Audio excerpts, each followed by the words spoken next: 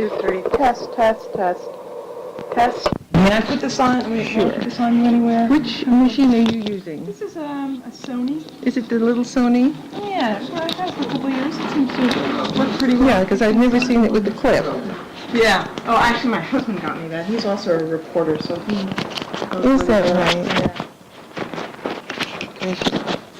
Am I doing this? It's sort of hard to do it on your phone. I, as a rule, don't like to tape interviews. I like to write notes, but because this is for the archives, Yeah. they like it to, have everything. But tell me before we start, you're a freelance writer. Mm-hmm. I'm going to ask you to spell your first, middle, and last names. All right. Good. It's Juliette, Juliette. My middle name is McGinnis, McGinnis, and the last name is Nelson, Nelson, but my maiden name is Gray. Okay, and is that A-Y or E-Y, G-R-E-Y. Okay, Yeah. and McGinnis just has one S on the end. One S. Okay. 2 N's and 1 S. Okay, I want to just make... This is Donna Cornachio interviewing Juliette Nelson McGinnis on McGinnis Nelson. McGinnis Nelson, on Friday, June 12th, 1992. Yeah.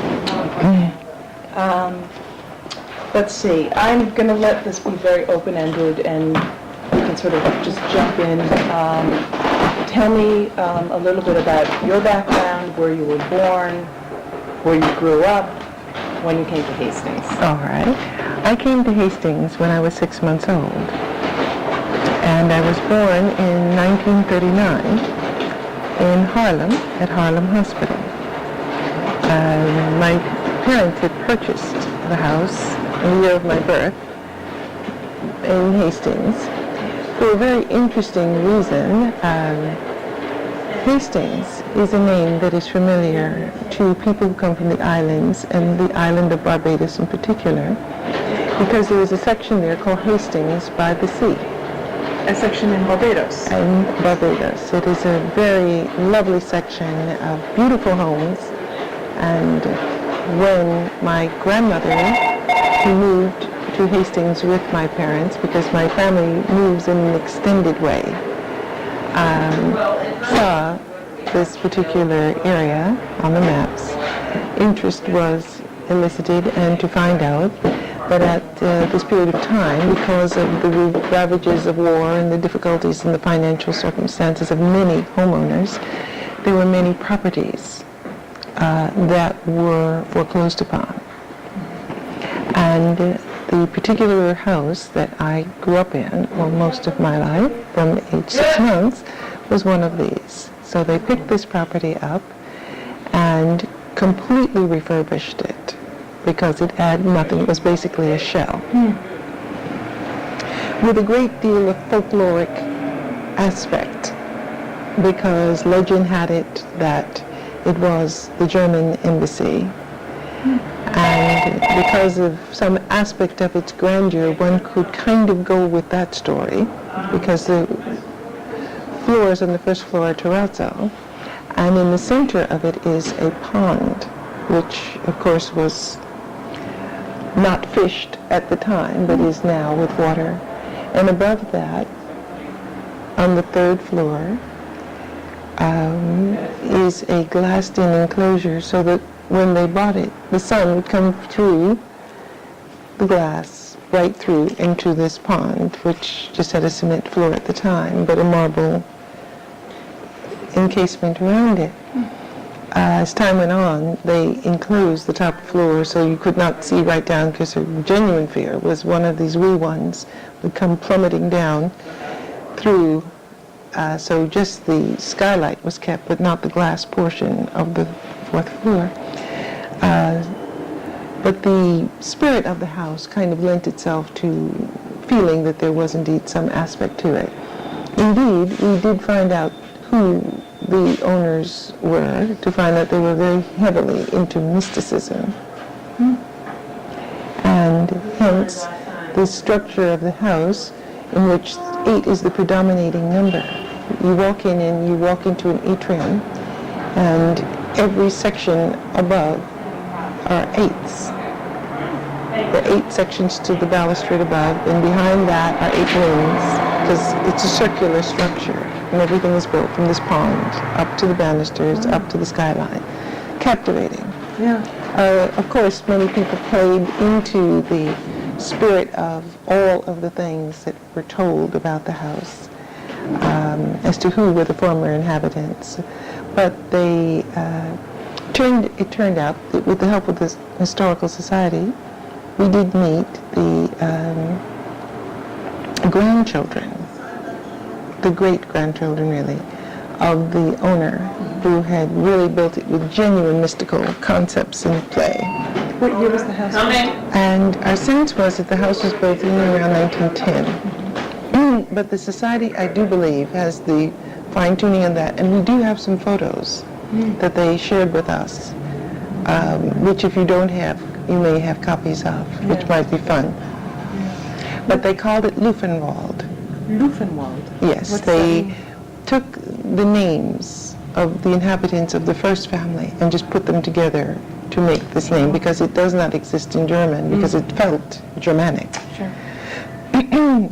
But to take the story just one more step, we ended up, according to our sense of it, being the first black family in Hastings.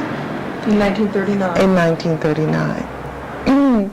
Now, indeed, there may have been others who inhabited the place, but we are not at this moment certain. But we were the first ones who had a presence, and because we're a real estate family, in short order, they were able to open the territory to other families who followed. And they did follow in rapid succession during the 40s. The house on Pinecrest Drive up, which would make it 100 is the next one. I'm even not sure because the numbers are not sequential. But the first house on the left side, the White House, as you come down Pinecrest Drive, was also sold to a black family called the Dolleys, Dr. Dolly. Harold? His name was Harold Dolly.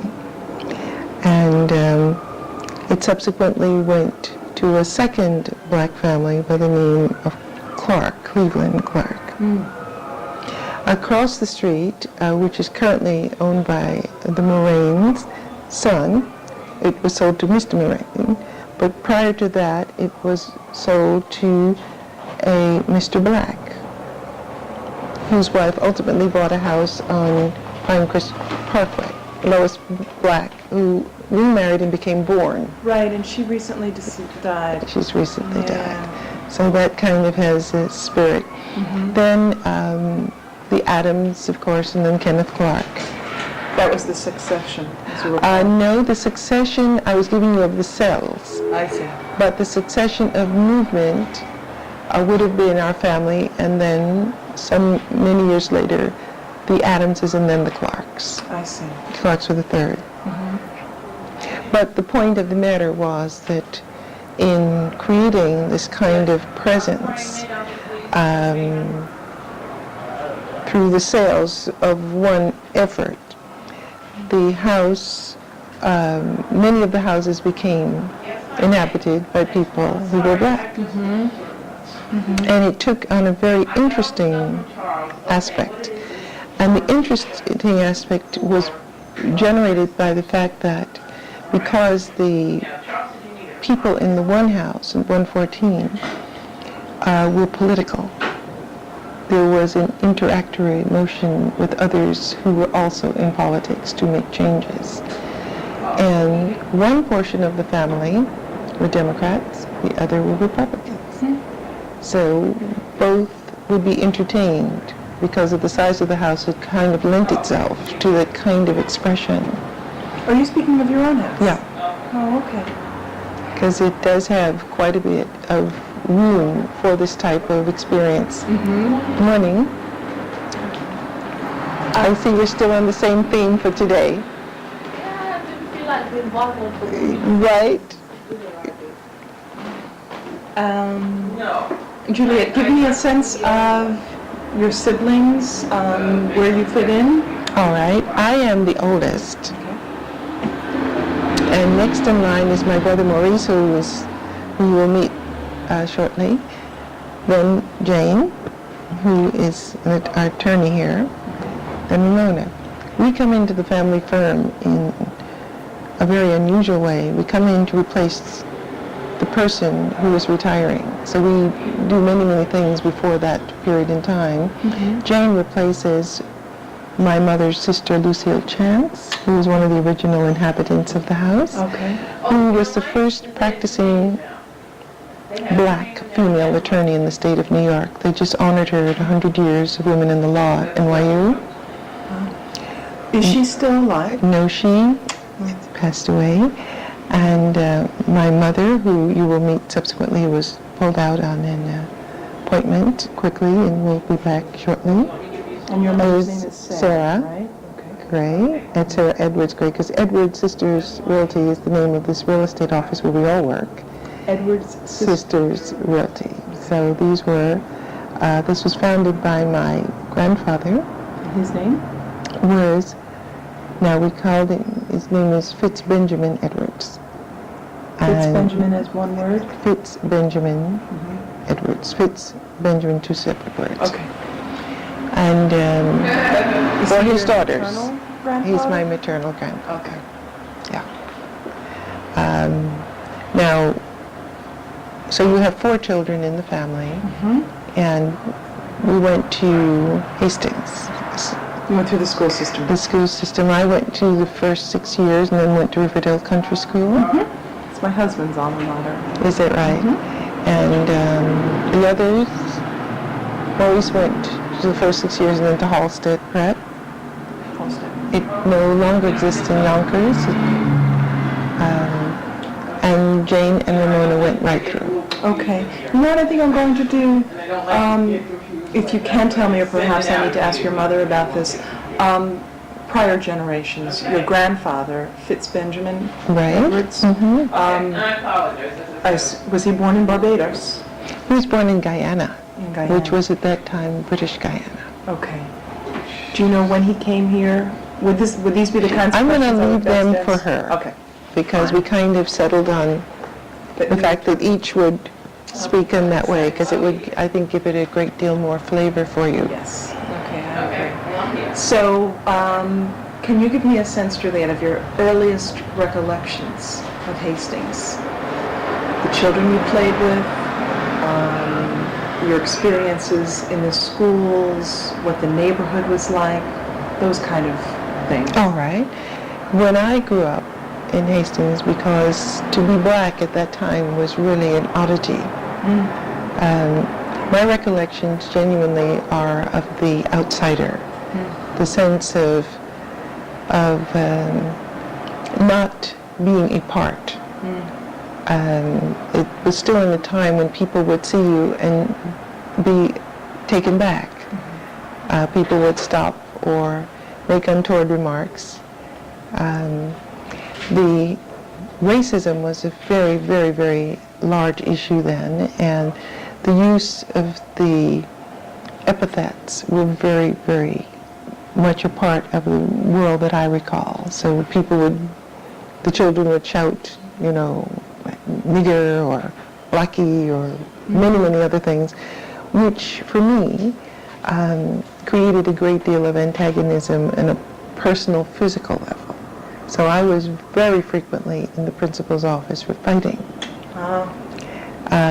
I had a very interesting anecdotal response to that because I had occasion to run into Marjorie Bean, who was the principal of the lower school then, the elementary school in Hastings, many, many, many years later.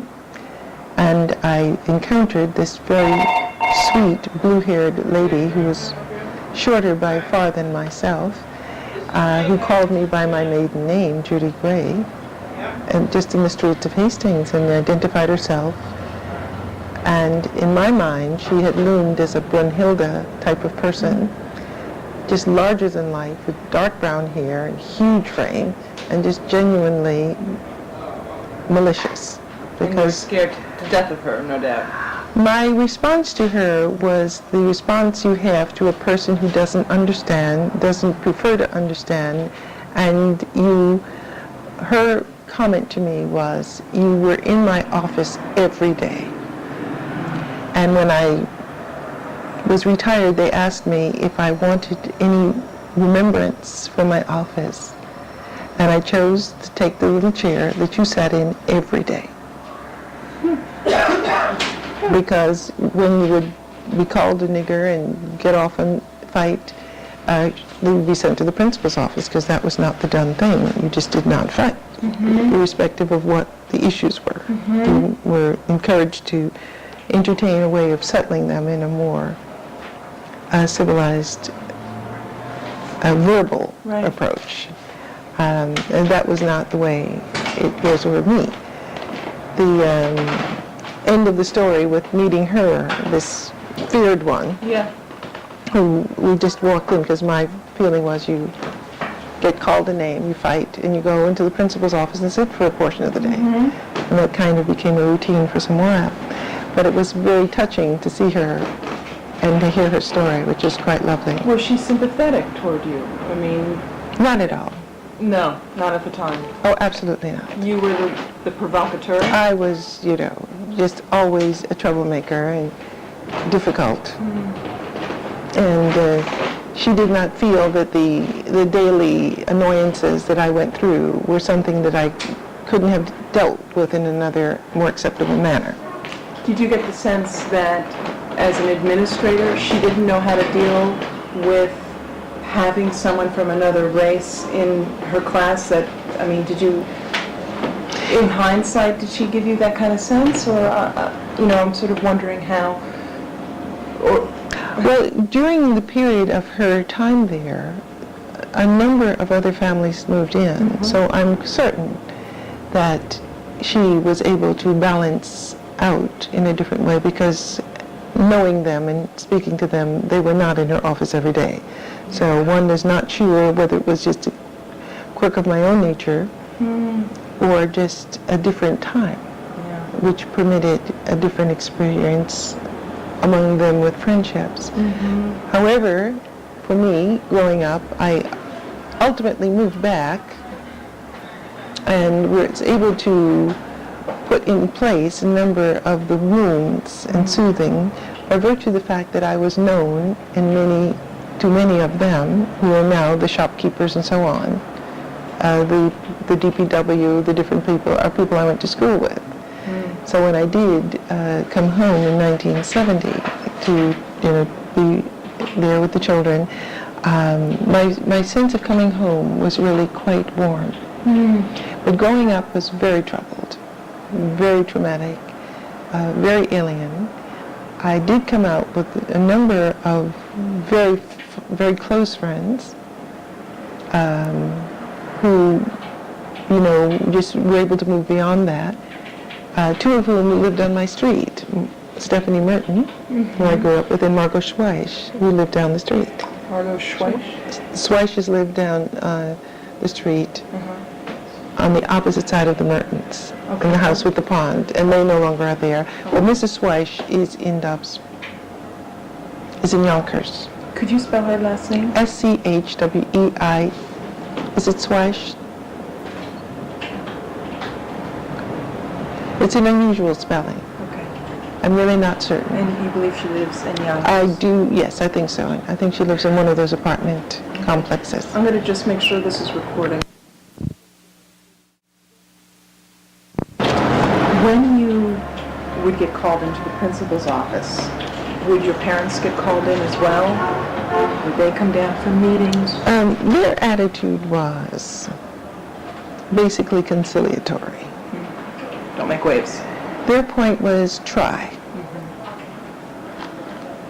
But they never came through with that is wrong, because they certainly were very open to understanding how difficult it was to be a little girl and the only one in an entire operation, which by this second grade my brother joined.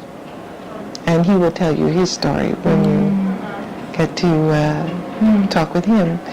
But the the progression of awarenesses really changed with television. Because with television coming in the 50s, 40s and 50s, I think, where people were becoming used to seeing many, many people who were black in varying attitudes and experiences, I think it genuinely changed that alien feeling for many, many, many people. Because in Hastings, we still, at the time I went to school, had people who had never been to New York. And the town was very divided ethnically. And there were the people in the hill. There was Shadow Lawn. Then there was the river part. And the ethnic line was that the people who lived closest to the river were mostly from the Polish and Czechoslovakian backgrounds. We'd come through the Anaconda experience. And the people who lived in the Shadow Lawn and the hill, we do, came from another level of economics. And there is always the tendency with people who see a color of skin in America to assume that because you have a black skin, you therefore come with an economic background commensurate to what they associate through their slave consciousness, perhaps, with it. So that the issue really was not only race, but class. Because oftentimes people would take issue with the fact that you were in a certain place, eating in a certain place, buying in a certain place, and their point was, you don't belong here. So for a child growing up in that era, there are a number of pressures that are hitting simultaneously, just depending on who that black child is. And because of the nature of racism in America, we compound it in a way that no other country does. Because to us, a person who has a PhD or has any level of accomplishment, if they are black, they are by nature, and according to the way the economics of the country are designed, less than even the lowest, most unevolved person who is white. So when you place that in a contextual reality of a small town, it really gets complex.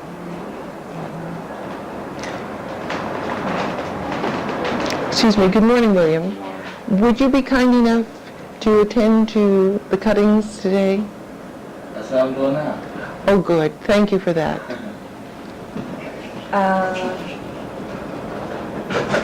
Can you recall any specific examples of what you were just telling me about walking into a place and getting that very certain, subtle, if not overt feeling you don't belong here? Whether it's shopping in the town, patronizing local. I think it would be easier to respond the reverse. Okay. When it was not. And the time when it was not was with Aljo's Pharmacy. It was run at the time by Mr. Aljo. It is now a gift shop right there in the corner of Main and Warburton. Okay. Warburton in Maine? It's the corner. It's on Warburton. Okay. And if you're going to go down to the, if you're going to go into the parking lot behind Oh, Flowers and Company. Flowers and Company, Okay.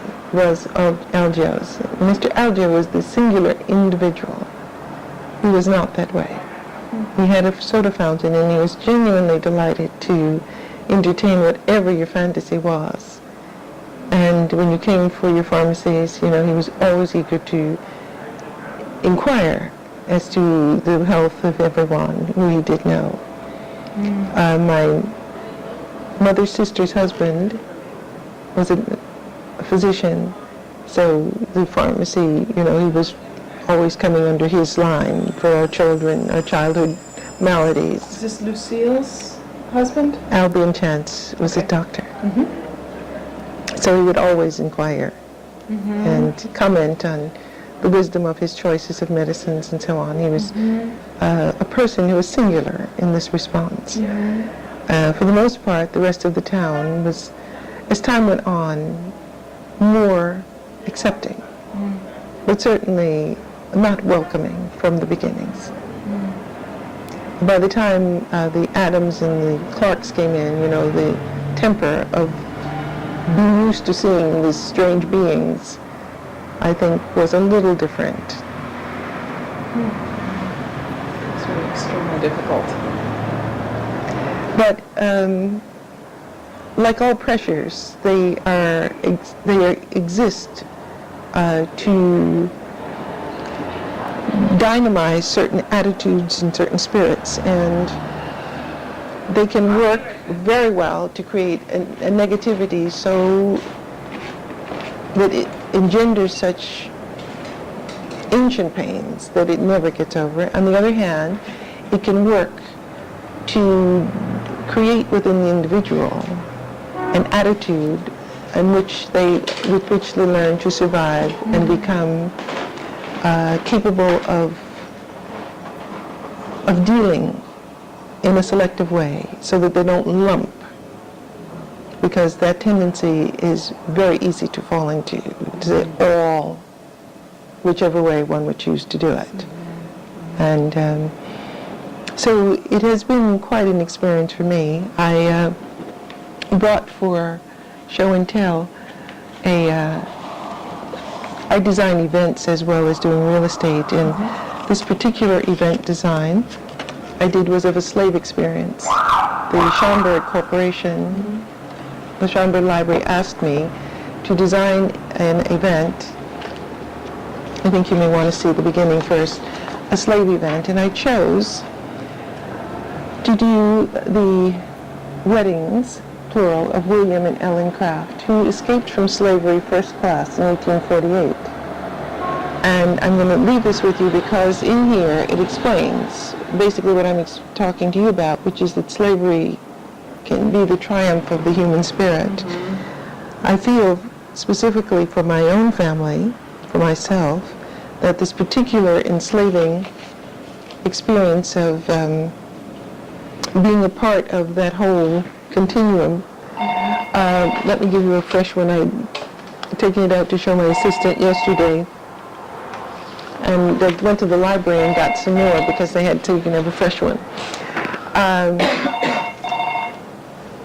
Helped me in many unseen ways to work toward an attitude that is now a part of me that forbids my doing to others what was done to me, which I call the fallacy of composition. To just take you into one more attitude, my family comes from the islands, and people at the particular time I grew up were unfamiliar with the foods that are characteristic of our cuisine. And I can recall an instance of being invited to someone's home who also came from the South, who thought they would be very generous when I was in my college years, to invite me to have this food, and I had never experienced grits, because our special Sunday dinners are made of codfish and seasoned fishes, and they're very spicy, and they come with a number of accompanying tubers of yams and different plantains, which are very acceptable to the island diet, but the southern diet is very, very foreign.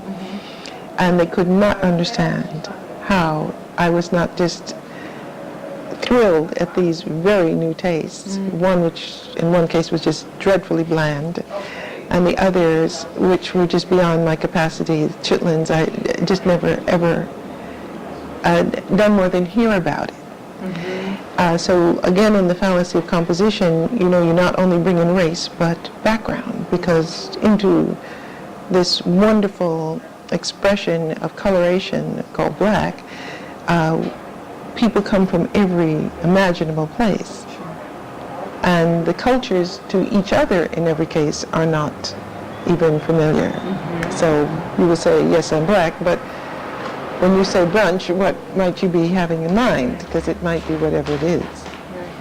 But all to say that all of those things worked into what you're probably more interested in is the experience as the street evolved. May I interrupt at a moment, though? I'm curious to know if your parents were working in the real estate office here while you were a youngster growing up. My mother's family is real estate. My father is a judge of the Supreme Court of the state of New York, just retired. When I grew up, he was an attorney, then a commissioner of corrections, then a judge. An attorney, any practice? His practice was where? His practice was here with Lucille Chance while he was an attorney, and clerking under him was the present mayor. Sorry. Okay. So he moved from that part. Also working with him was my mother's sister's son, John Rollaire, who ultimately, and he was the Republican, and who ultimately became the commissioner of the ABC, the Alcoholic Beverage Commission. So they all went off and did many, many things. But the law firm and the real estate firm, just as it is now, are together. We have lawyers here, downstairs, lawyers there, real estate everywhere else. Basically located here? Okay. And was... Well, I think I prefer this kind of open-ended... You're free, all right. Yeah. I hope you won't mind if I do have specific questions No, in the please. future, to call up I on just you. thought you might have some specific you're direction that you You're were... giving me a good sense. What I would like to get into is how the neighborhood did evolve, which is something that you were just about to start on. And actually how that happened. Was it, were they people that your family knew from having an office in Harlem? How did that whole thing evolve? The evolution of the movement into Westchester came about by virtue of my Lucille Chance attorney's defense of a black family who endeavored to move into Scarsdale, and the codes and covenants that were restrictive, which he was able to break with this particular case. It's a landmark case, and perhaps Jane can summons that for you. It dealt with a Captain Cockburn, who, interestingly enough, was the head of the Naval Division of Marcus Garvey's Navy, and his wife in his attempts to purchase a house in Scarsdale, which they did, and when they found out that he was black, although very fair, they endeavored to release the legitimacy of the purchase, at which point Mrs. Chance went in and successfully fought the case, which was a great landmark, which was forcing the removal of these covenants. Restrictive. I'm going to leave that to Jane, and you might need with her to research that somewhat. But it was a very great case and very, very powerful in its effect unilaterally.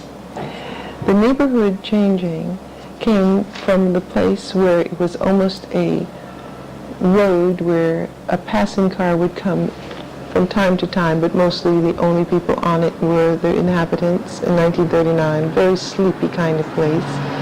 And the highlight of any day was the coming of the good human man to the place where it is now, where it is quite thickly settled. Were there not even houses built there at the time? There were the larger houses there, but all the newer ones that have just come in, both on the Parkway and on the Drive. You know, you really knew everybody. Today, I genuinely do not know the neighbors on either end, outside of the ones who were there all along. Sure. But the Mertens moved two places on the street. They were originally down the street, and then they moved across the street. So that was, quite pleasing. The street change from the black owners went back to white owners in almost every case.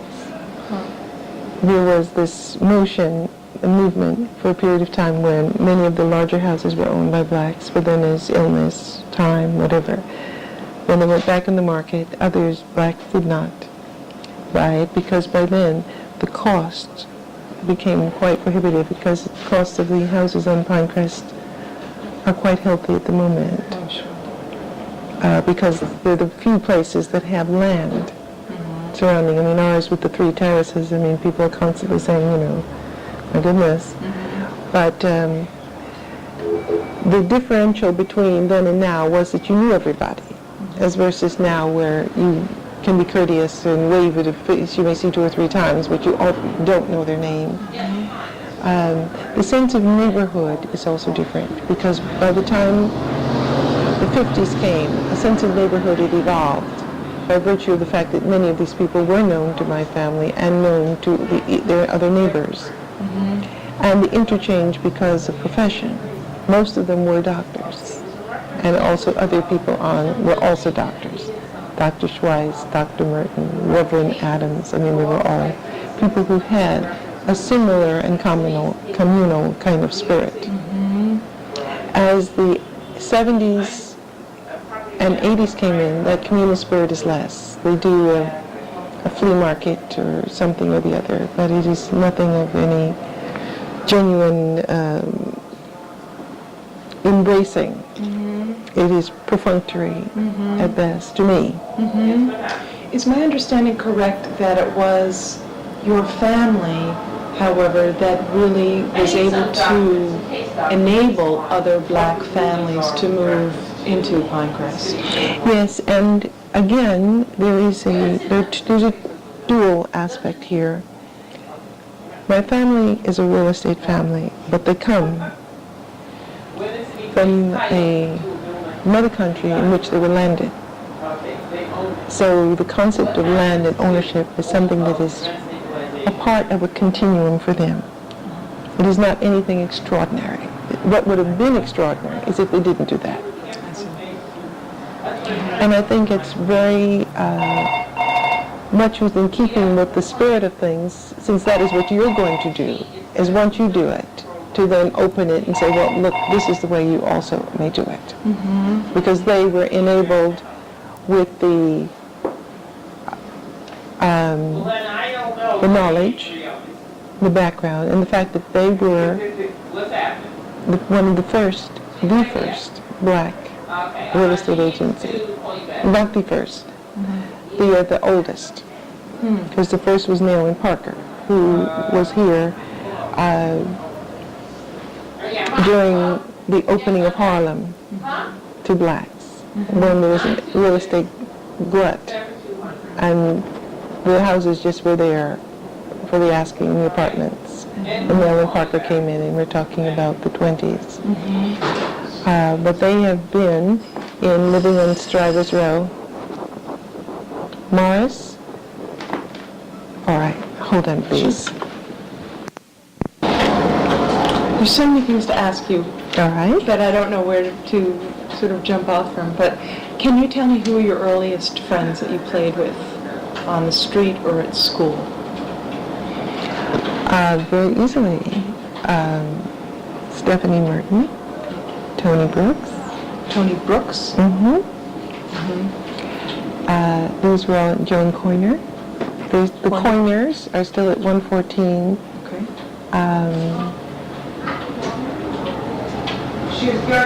Now, I know Vanessa Merton. Yes, Vanessa is Stephanie's oldest sister. Okay. He was mailing it, but he was faxing the changes. And Tony Brooks? Are they still there? No, Tony's now in California. But they lived on Warburton Avenue. Sherman House, you know the Barnes? You know Tim Barnes? Well, anyway, when you go to where the synagogue is, if you look right across the street, there are 2 urns with geraniums in it. Well, that's Shandon House where the Barnes live. And Tony Brooks lived right next door. So Molly Barnes, Tony Brooks. And Molly and Tony are still good friends, as is Stephanie. Okay. Those were my really best friends. And they're all white, are they not? And so what was that? I mean, The point of they are all white is a point of extraordinary observation because there weren't other blacks. right. So was it was it a comfortable friendship? Was it little children generally don't have the prejudice that their parents do? Well, those were comfortable friendships. Yeah. Yes, indeed, they were. Mm-hmm. I mean, they were evolutionary. I mean, they didn't start out with day one. Right. I mean, by the time I was in the 5th grade or 6th grade before I left, we'd kind of worked it out. Mm-hmm. Took a little while. Yeah. Briefly, and then I'll go on to the next member of your family. You said you left to go to the Riverdale Country School. Right. And what was that? Why was that? Challenge, intellectually challenging circumstance. My family comes from the British Empire, so they were very pleased at the possibility of moving on. They didn't find the public school gave you the kind of upbringing that they found pleasing. Aside from school, I had ballet, horseback riding, music, piano and violin lessons. So it was a very full type of time, and they just felt, that the public school did not continue in that kind of spirit. As time went on, they relaxed those needs, but the first child often kind of gets the repository of the past, whatever the past is, in a parent. By the second one, they're so tired, they're like, whatever is whatever. But I went on there. How was that transition for you? Well, it was a very similar type of thing, except that there was one other black girl who came in at the same time I did. So there were two in the first class. And she and I became quite good friends. So it was just a little bit eased by that. And the fact that the type of intellectual stress... You need to take messages. Who is it, Cindy? Yeah. Riverdale transition, you had another Right. friend there. There were Right, two- so it was a little different, plus the intellectual pressures of a private school are so much more intense than the kind of easy, sleepy public school thing that I really didn't have time to be responding to personal friendships in as much in a way that I had, because the days are longer, much longer. We didn't get out of school till 4, and then oftentimes there were sports afterwards and so on, and they're very, very intense. And then I went from there into Vassar, where I was the only black in my class again. The class of 61 had one black, and that was me. So when I went to my 30th reunion, of course, all of these beings were totally foreign to me, but I was completely known to them. So it was humorous at the very most. But so basically, the transition has always been the first, the only, or the other. Yeah, which can be a tremendous challenge as well as a burden. Well, it takes away from the experience of childhood the pink and blueness of it. That is for sure. Sure. I mean, for me, I would not say that it existed except in a very, very peripheral way, because you're out to defend yourself constantly. And the defense is not only physical, it's psychological. My great fortune was that I have a very, very, very, very strong family. And they are very there for you. And you're there for you. As versus being in a situation where you're just getting hit by yourself and you have no recourse. And the virtue of the fact that they are extended, you have many people to respond to. I recall the comment of a friend of mine who was African, who had 10 mothers. He could not imagine a child growing up with one mother. because of the 10, the child quickly intuits who does what. And you just go to the 10, one for poetry, one for mathematics, one for sports, one for jokes, one for comfort. And he thought the thought of having one woman having to perform all these roles was just beyond the capacity of anyone to do. I, growing up in an extended family, had a very similar experience because I had a number of people to respond back and forth to. And of course you quickly know who to tell that you fought and who to not tell you were into, and who to speak to about your music and who to talk to about your Latin. My aunt's husband was a Latin scholar, so I quickly learned where to go to for help there. And my father started out to be a musician, so my violin training, a lot of it, my practicing was with him. So on and so on and so on. I mean, they all were just enormously extraordinary beings. And for a child, I don't think you could have chosen better. No, it sounds as though your house was a fascinating place. I think fascinating doesn't even touch the truth and the generative energy. Were there people coming in all the constantly? time? The last concert that Paul Robeson sang on his way to Russia was in my house. One of my mother's brothers, Phil Edwards, ran in 3 Olympics, the 28, the 32, and the 36 Olympics. So the Olympians were constantly in and out. Thank you. Hi. You sound like it. So, plus the political world. Adam Powell was a very good friend of my father, as was Percy Sutton, as he still is.